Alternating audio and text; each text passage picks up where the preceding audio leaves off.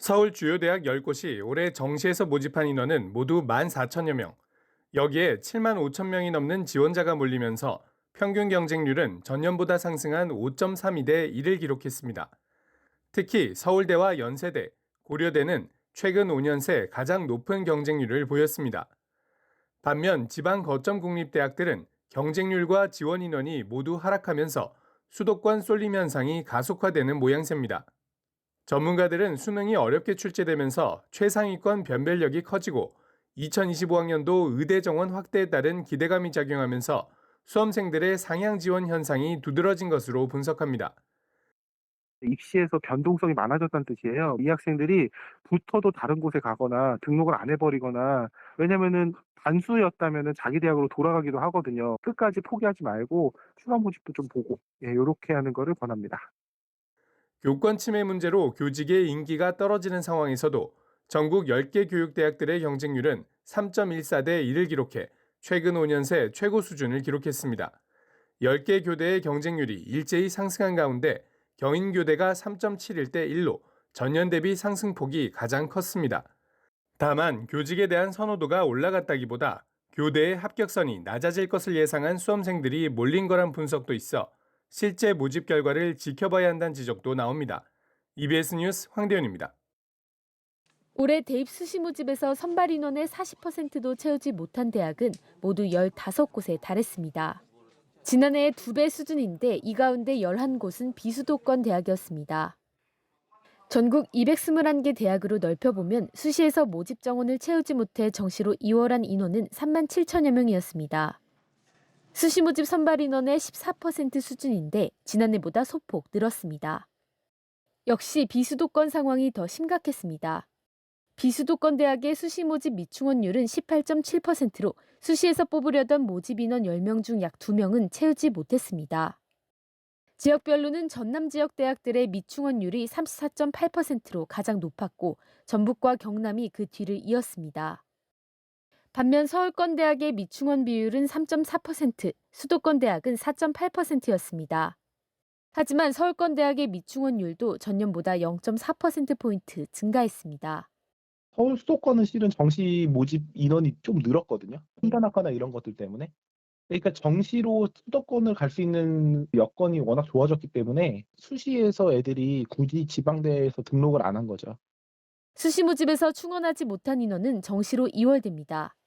처음 계획했던 것보다 더 많은 인원을 정시에서 뽑게 되면서 정시 모집에서도 비수도권 대학들의 고심은 이어질 것으로 보입니다.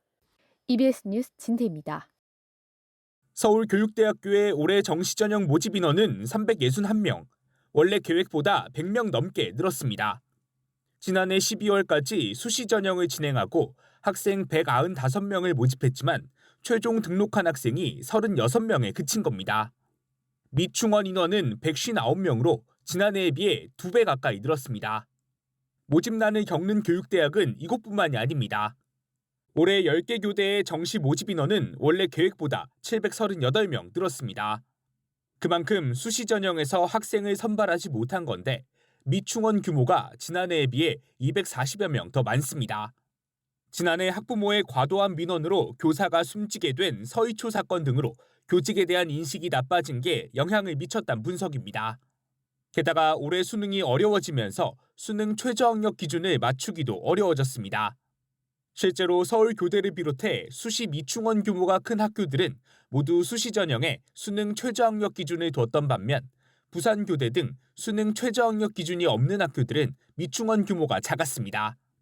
특히 올해 처음 수능 최저학력 기준을 도입한 진주교대의 수시 미충원 인원은 110명으로 지난해 71명에 비해 2배 넘게 급증했습니다.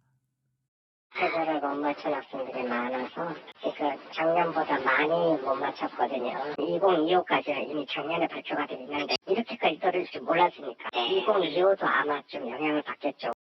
교대 관계자들은 또 학령 인구 감소와 수도권 대학에 대한 선호가 커진 것도 대규모 미충원의 한 원인이라고 덧붙였습니다.